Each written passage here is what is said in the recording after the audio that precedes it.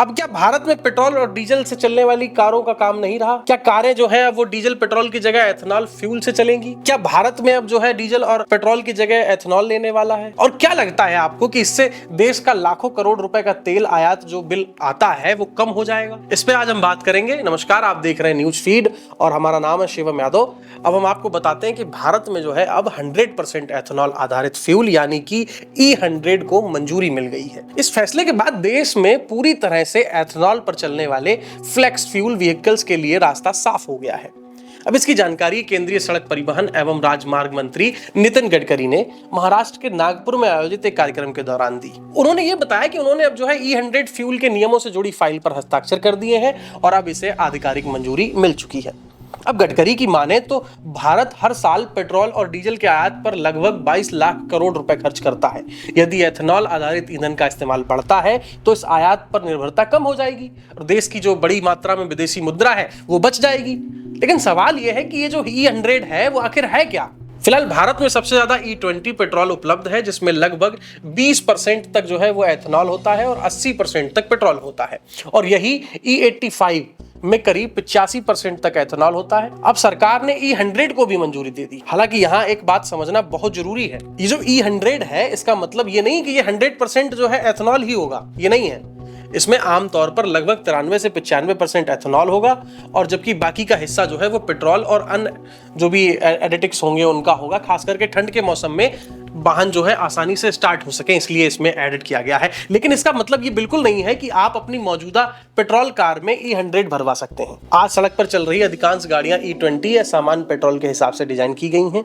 E100 पर चलने के लिए इंजन, फ्यूल सिस्टम, पाइपिंग और कई अन्य हार्डवेयर में विशेष बदलाव की आवश्यकता होगी। यानी कि E100 का इस्तेमाल करने के लिए नई फ्लेक्स फ्यूल गाड़ियां जो है आपको वो खरीदनी पड़ेंगी।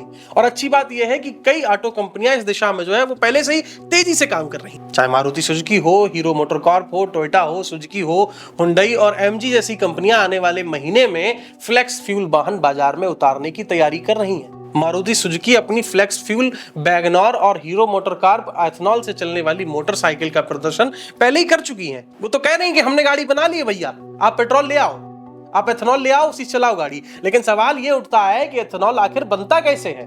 एथेनॉल जो है वो एक प्रकार का अल्कोहल है जिसे शुगर और स्टार्च वाले पदार्थों के फर्मेंटेशन से तैयार किया जाता है। अब भारत में इसका उत्पादन मुख्य रूप से गन्ने के रस, सीरे, मक्का और अन्य स्टार्च वाली फसलों से किया जाता है। इसे पेट्रोल में मिलाकर अपेक्षाकृत स्वच्छ ईंधन के रूप में जो है वो इस्तेमाल किया जाता है। लेकिन इस पूरी योजना के सामने कुछ बड़ी चुनौतियां भी हैं। भाई मुश्किलें तो आएंगी ही। अब पहली मुश्किल जो है वो ये है कि पुरानी गाड़ियां जो है वो E100 पर नहीं चल सकती।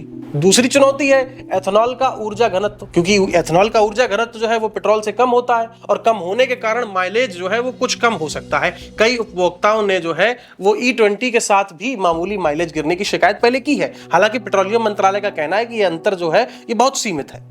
तीसरी जो चुनौती है वो देश भर में E100 उपलब्ध कराने के लिए पेट्रोल पंपों पर अलग स्टोरेज टैंक और डिस्पेंसर लगाने पड़ेंगे, जिसके लिए बड़े निवेश की जरूरत पड़ेगी। अच्छा, फायदे क्या हैं? फायदे की बात कर लेते हैं। अगर ये योजना सफल होती है, भारत की विदेशी तेल पर निर्भरता जो है वो कम हो जाएगी। गन्ना और अन्य फसलों से जुड़े किसानों को नई मांग मिलेगी। देश में बायोफ्यूल इंडस्ट्री को जो है वो बढ़ावा मिलेगा और इससे सबसे बड़ा फायदा ये है कि वाहनों से होने वाले प्रदूषणों में कमी आ जाएगी। जो वाहन से प्रदूषण होते हैं उसमें कमी आ सकती है।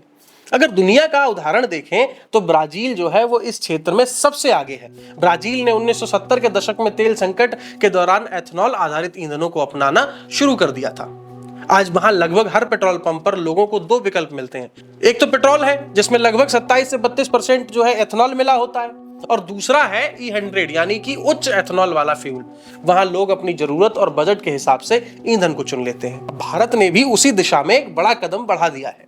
हालांकि इस बदलाव को पूरी तरह सफल बनाने के लिए नई गाड़ियां, बेहतर इंफ्रास्ट्रक्चर और मजबूत सप्लाई चेन तैयार करना अभी बाकी है। तो अब देखना यह होगा कि आने वाले वर्षों में भारत इस बदलाव को कितनी तेजी से लागू कर पाता है। अब इस पूरे मामले पर आपकी क्या राय है? क्या आप भविष्य में एथेनॉल से चलने वाली गाड़ी खरीदना पसंद करेंगे या फिर आप पेट्रोल वाली गाड़ी ही चलाएंगे? अपनी राय हमें कमेंट करके जरूर बताइए। फिलहाल के लिए इतना ही। आप देख रहे थे न्यूज फीड और हम शिवम यादव हैं आपके साथ। धन्यवाद।